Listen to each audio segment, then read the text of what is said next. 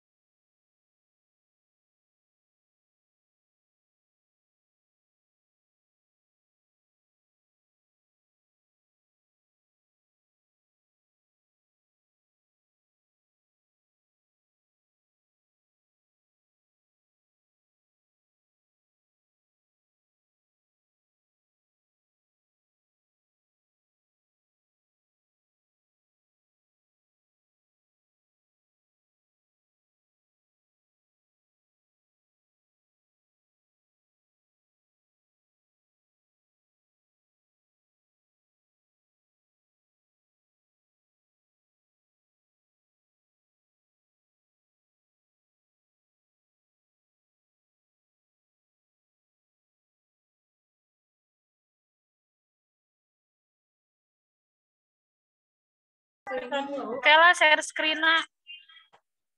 Agis, share screen, Agis. Kita harus di-record.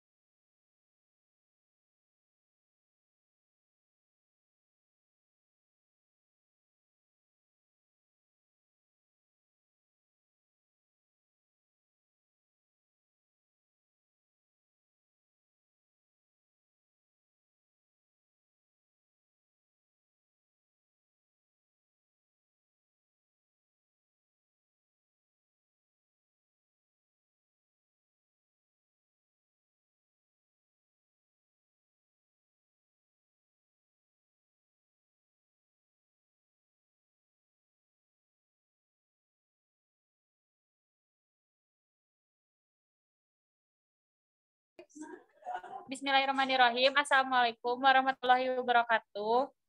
Waalaikumsalam warahmatullahi wabarakatuh. Perkenalkan, kami dari kelompok 3, yaitu sindrom nefritis akut SMA. Perkenalkan, nama saya Astri Puspita, NPM 111929. Di sini saya sebagai moderator. Untuk mempersingkat waktu, langsung saja materi akan disampaikan oleh para pemateri. Yang pertama ada Dena Sania. Waktu dan tempat saya persilakan.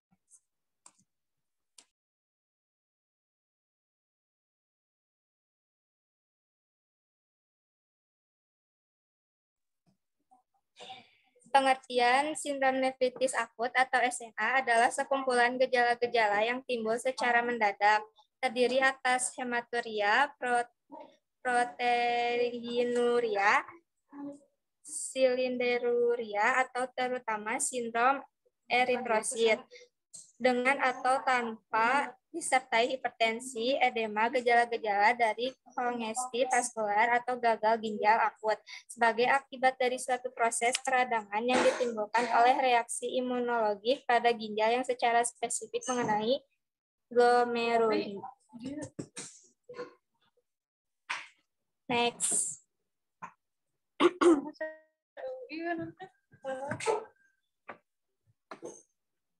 Lalu ada etiologi. Dibagi menjadi 3. Yang pertama faktor infeksi, nefritis yang timbul setelah infeksi Streptococcus beta hemolyticus atau glomerulonefritis akut pasca Streptococcus. Nefritis yang berhubungan dengan infeksi sistemik lain, endokarditis, bakterialis, subakut, dan sunefritis. Yang kedua, penyakit multisistemik antara lain lupus erythematus sistemik, purpura henox-Crohn lain. Yang ketiga, penyakit ginjal primer antara lain sindrom nefrotik bawaan dan sindrom nefrotik sekunder. Next slide. Lalu ada patofisiologi.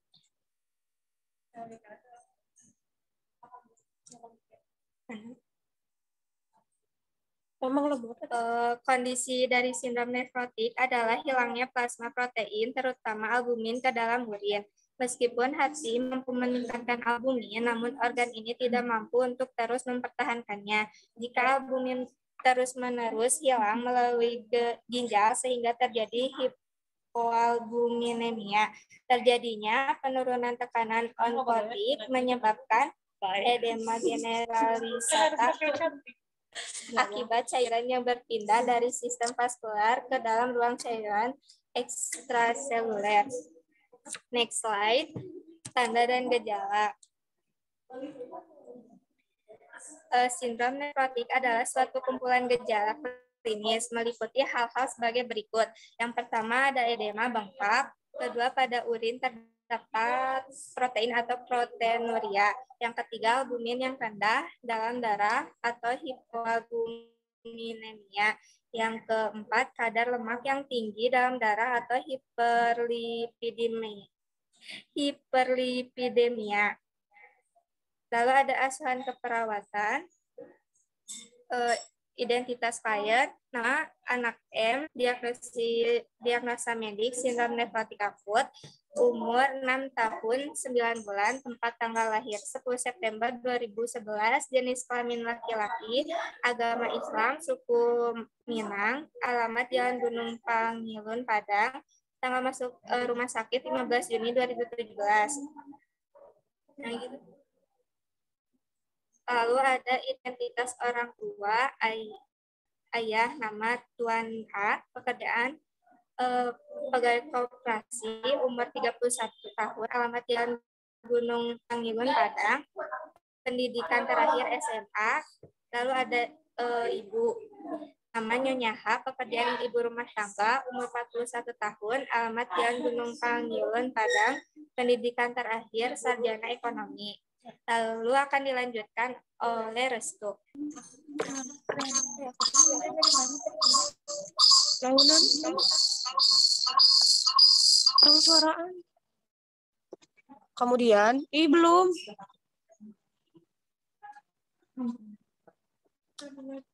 Bukan yang sebelum itu. Lagi. Nah, ini. Lalu ada riwayat kesehatan. Keluhan utama, bengkak pada seluruh tubuh, buang air kecil tidak lancar. Lalu ada riwayat kesehatan sekarang, klien datang ke RS diantar oleh orang tuanya dengan keluhan bengkak pada seluruh tubuh sejak 2 hari sebelum masuk RS secara tiba-tiba. Anak tidak bisa BAK disertai mual muntah, sesak hingga keluarga membawa ke rumah sakit dan dianjurkan untuk opname.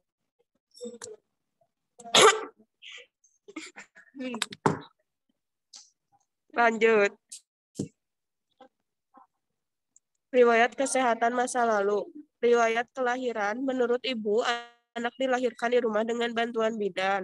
Anak lahir cukup bulan, persalinan spontan tanpa ada keluhan yang mempersulit kelahiran. Waktu ibu hamil hanya 2 kali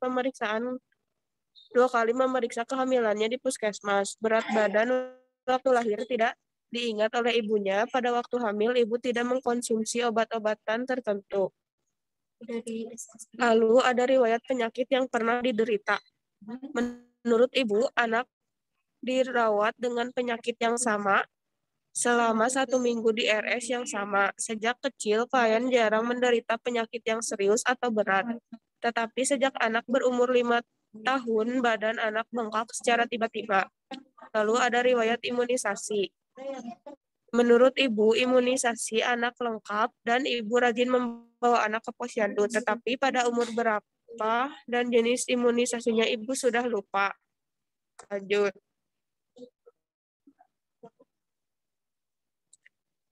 Pemeriksaan fisik. Berat badannya 30 kg, tinggi badan 120 cm, lingkar lengan atas 22 cm, lingkar dada 77 cm. Keadaan umum, kesadaran kompos mentis, penampilan, cara berpakaian sesuai anak tampak gemuk, odema seluruh tubuh dibandingkan dengan tinggi badan. Ekspresi wajah tampak lesu, oedema pada wajah dan palpebra. Anak tidak menangis atau menolak saat didekati oleh perawat dan dokter. Kebersihan secara umum, kulit bersih, rambut pendek dan tertata rapi. TTP, tekanan darah 100/60 mmHg. Suhu 36,8, nadi 100 kali per menit, respirasi 22 kali per menit. Next. Lalu ada analisa data. Data subjektif, ibu klien mengatakan bengkak pada seluruh tubuh secara tiba-tiba. Ibu klien mengatakan di rumah anaknya tidak bisa BAK. Data objektifnya, klien tampak oedema di seluruh tubuh. Urin, strip, mikroskop analis, erit 10-20, log 1-2, epithel 3-5. Etiologinya, aliran darah ginjal turun, RAA menurun, NA dan H2O naik, kelebihan volume cairan. Masalahnya kelebihan volume cairan. Next.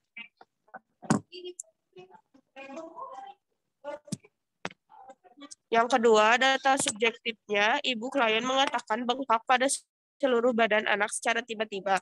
Ibu klien mengatakan badan anak kadang gatal-gatal, oedema, anoreksia. Data objektifnya, oedema, anasarka, berat badan meningkat 30 kg, lingkar perut 74 cm.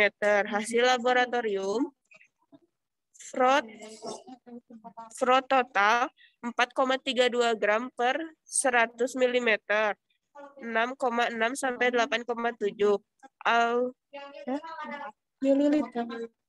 mililiter itu. Albumin 1,34 gram per 200 ml, 3,8 sampai 4,4. Urum L 7,7 gram per 100 ml, 10 sampai 50.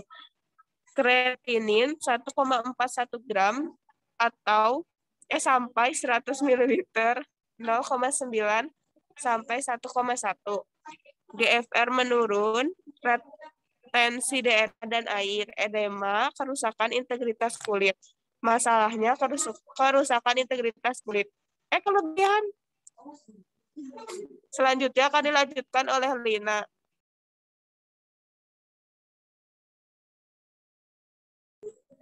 Dilanjut ya. DS-nya, ibu klien mengatakan anaknya mual dan muntah. Klien mengatakan tidak nafsu makan. DO-nya, klien tampak lemas. Klien tidak menghabiskan porsi makan dan 3 kali muntah. Evaluasinya, GVR menurun, sekresi eritropoietis menurun, produksi HB menurun, suplai nutrisi dalam darah turun, dan nutrisi kurang dari kebutuhan. Masalahnya, nutrisi kurang dari kebutuhan. Next.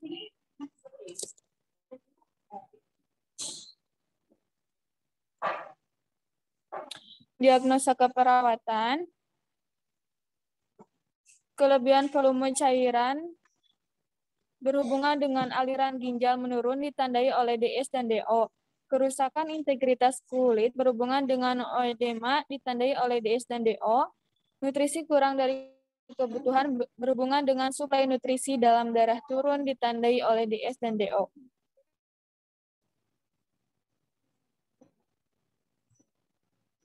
Next.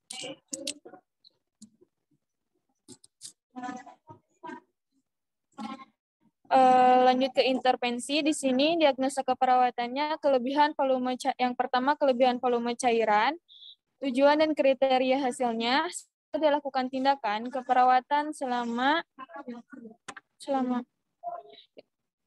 yang diharapkan klien tidak menunjukkan bukti-bukti akumulasi cairan. Pasien mendapatkan cairan yang tepat dengan kriteria hasil, BB stabil, dan tidak ada oedema. Intervensinya yang pertama, kaji makanan yang relatif terhadap keluaran secara akurat. Yang kedua, kaji perubahan oedema, timbangan BB setiap hari, atur masukan cairan dengan cermat, kolaborasi dengan dokter dalam pemberian terapi infus intravena dan pemberian kortikosteroid. Dan rasionalnya yang pertama perlu untuk menentukan fungsi ginjal, kebutuhan pengganti cairan, dan penurunan risiko kelebihan cairan. Lalu ukuran lingkar abdomen pada umbilisius serta pantau edema sekitar mata. Dan mengkaji retensi cairan, lalu agar tidak mendapatkan lebih dari jumlah yang dibutuhkan dan untuk mempertahankan masukan yang diresepkan dan untuk menurunkan lanjut.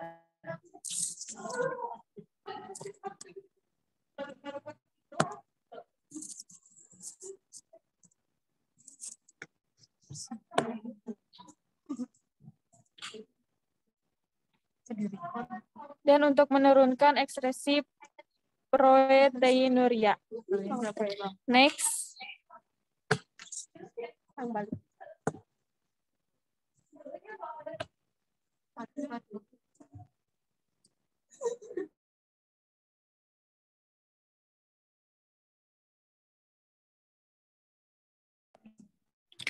Lalu yang kedua, ada kerusakan integritas kulit. Tujuan dan kriteria hasilnya setelah dilakukan tindakan keperawatan, diharapkan kulit klien tidak menunjukkan adanya kerusakan. Integritasnya kemerahan atau iritasi dengan kriteria hasil, yaitu tidak ada kemerahan, edema negatif, lecet, dan tidak tendemes bila disentuh. Intervensinya, berikan perawatan kulit, hindari pakaian ketat, bersihkan daki area kulit beberapa kali sehari, ubah posisi dengan sering, dan gunakan penghilang tekanan atau tempat tidur penurunan tekanan sesuai kebutuhan. Lalu rasionalnya, memberikan kenyamanan pada anak dan mencegah kerusakan kulit, dapat mengakibatkan area yang menonjol tertekan, untuk mencegah terjadinya iritasi pada kulit karena gesekan dengan alat tenun, untuk mencegah terjadinya desubitus, dan untuk menghilangkan area tekanan. Lanjut. 1x24 jam. Oke. Yang ketiga, nutrisi kurang dari kebutuhan. Tujuan dan kriteria hasilnya, setelah dilakukan pemeriksaan 1x24 jam, diharapkan kebutuhan nutrisi klien dapat terpenuhi dengan kriteria hasil, yaitu intake nutrisi tercukupi, asupan makanan dan cairan tercukupi, penurunan intensitas terjadinya mual atau muntah, lalu penurunan frekuensi terjadinya mual muntah, klien mengalami peningkatan berat badan. Dan intervensinya, kaji nutrisi klien, beri informasi yang tepat terhadap keluarga klien tentang kebutuhan nutrisi yang tepat dan sesuai. Lalu ajukan klien meminum ASI, ajukan klien makan sedikit tapi sering, timbang berat badan pasien jika memungkinkan dengan teratur. Dengan rasionalnya, pengajian penting dilakukan untuk mengetahui status nutrisi pasien sehingga dapat menentukan intervensi yang diberikan. Untuk membantu memenuhi nutrisi yang dibutuhkan klien, pemberian ASI dapat memenuhi kebutuhan klien, dan makan sedikit demi sedikit dapat meningkatkan intake nutrisi. Dengan menimbang berat badan, dapat memantau peningkatan dan penurunan status gizi. Dan akan dilanjutkan oleh Erika.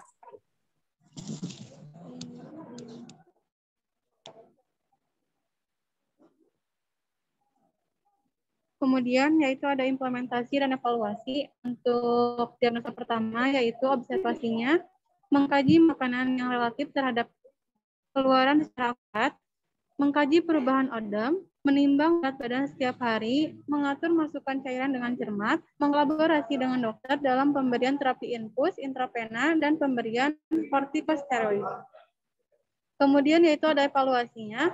Untuk subjektifnya, ibu klien mengatakan klien sudah berkurang nangisnya.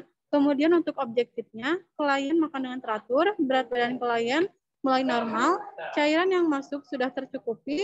Untuk tanda-tanda vitalnya, untuk respirasinya yaitu 24 kali per menit, untuk nadinya 103 kali per menit, untuk masalahnya sudah teratasi, dan untuk intervensinya diberhentikan. Next slide.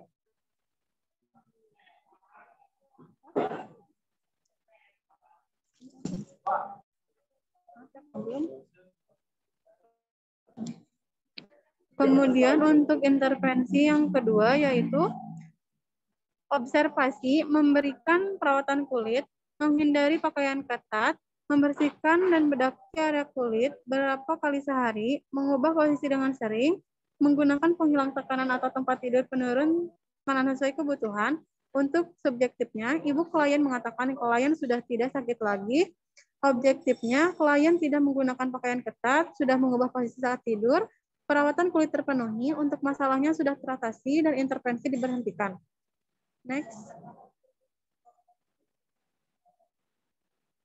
Diagnosa yang ketiga yaitu mengkaji status nutrisi pasien. Untuk implementasinya, memberikan informasi yang tepat terhadap keluarga, klien tentang kebutuhan nutrisi yang tepat dan sesuai, mengajukan klien meminum ASI, mengajukan klien makan sedikit tapi sering, menimbang BB pasien jika memungkinkan dengan teratur. Subjektifnya, ibu klien mengatakan sudah tidak mual muntah, makan meningkat. Badan klien mulai membaik, makanan habis, pasien tampak nyaman. Untuk tanda-tanda vitalnya, tekanan darah 80/60, untuk nadinya 20 kali, untuk respirasinya 20 kali per menit. Masalah klien teratasi, intervensi diberhentikan.